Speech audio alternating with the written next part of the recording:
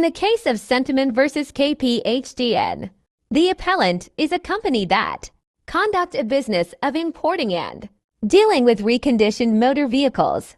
They pay a runners to handles the matters pertaining to clearance procedures with custom and puspacom.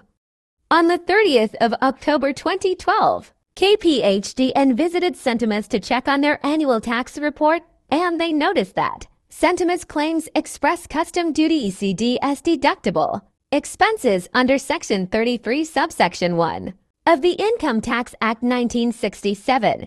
Sentimas are not able to provide the receipt of payment to the runner as it is claimed that they pay in cash. Prior to that, they did not claim that the payment of the ECD as payment to runner during the question session with KPHDN during the visit. Thus, the case was brought to the court, and due to unsatisfaction with the decision which side to KPHDN, Sentimas make an appeal on the 20th of May 2016. These are the issue arises during second appeal. 1. Whether the RM2 542 OVO incurred in year of assessment 2009 as fees paid to runners to a job function that was to clear the cars from customs authority as expeditiously as possible to the end customers is incurred as outgoings and wholly and exclusively in the production of income under Section 33 subsection 1 Income Tax Act 1967. 2. Whether the penalty imposed under Section 113 subsection 2 Income Tax Act 1967 is correct in law. Now, we move to the SCIT order from a recent tax case. The main issue in this case revolved around deductibility of a payment labeled as express custom duty amounting to RM2,542,200 under Section 33 subsection 1 of the Income Tax Act 1967. This subsection requires that expenses must be wholly and exclusively incurred for the purpose of producing income to qualify for a deduction. The SCIT, by a majority decision, ruled that the payment did not meet this requirement. They found that it wasn't wholly or solely made for the purpose of producing income.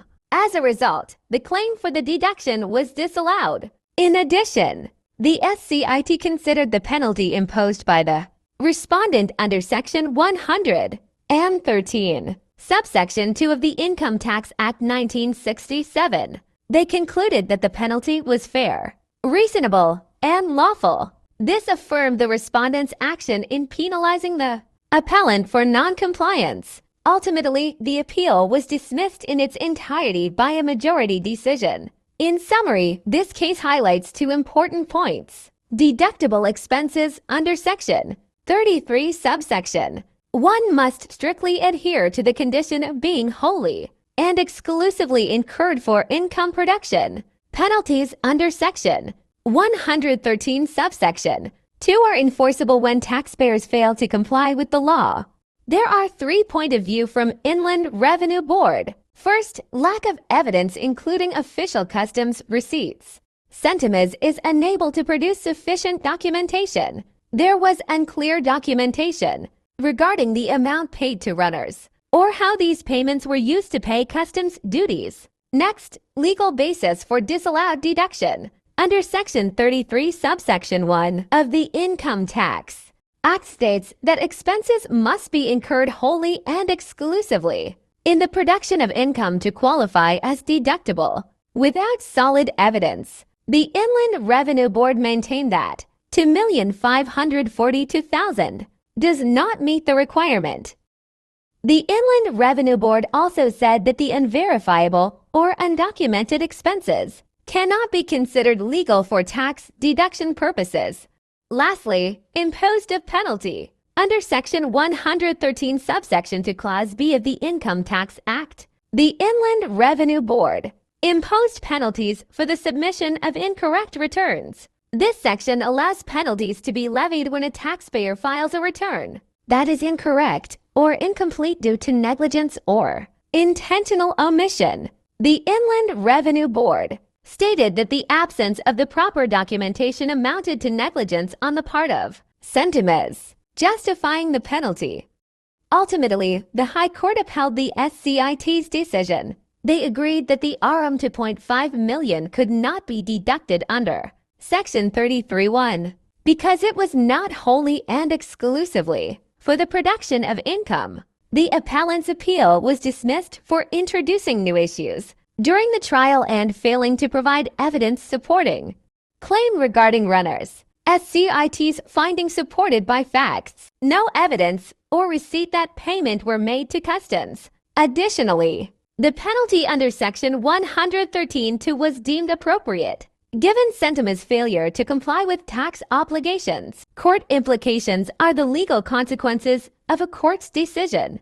Court decisions are often viewed as principled and impartial, and are respected even when they are unpopular. So, what are the key implications made by court on this case? First of all, when there is legal error, what it means is an appeal against the decision of the SCIT can only be set aside if the court is satisfied that A. the SCIT had erred in law, B. the decision of the SCIT is not consistent with their finding of facts, or C. there is no evidence to support the decision of the SCIT. Appeal can only be overturned if SCIT's decision is based on legal error, inconsistency, or no supporting evidence. Secondly, burden of proof. Appellant failed to show the expenditure related to income production as under Section 33(1).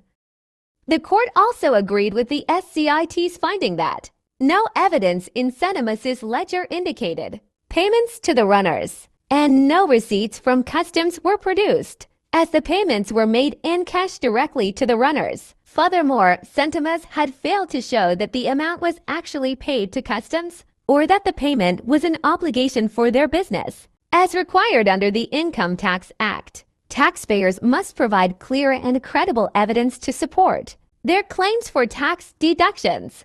Thirdly, new issues introduced during an appeal, which not part of the original trial, are unlikely to succeed. The court stated that it was unfair to allow Sentimas to introduce this new issue. The SCIT had made a clear finding based on the evidence at hand, which didn't include any mention of payments to runners. Fourth, credibility of witness. Runners cannot state the exact amount they were paid or how many cars were serviced, making their testimony unhelpful in proving the claim. Witness testimony must be detailed and credible. Circumstantial evidence isn't enough. The court upheld the SCIT's decision to disregard the runner's testimony, agreeing that it lacked of sufficient detail and was not credible. Lastly, failure to meet tax obligations such as proper documentation, evidence. Misleading claims can result in the rejection of claims and lead to penalties. The court found that the penalty imposed was reasonable, considering the appellant's failure to provide adequate evidence to support their claim and their attempt to mislead the authorities.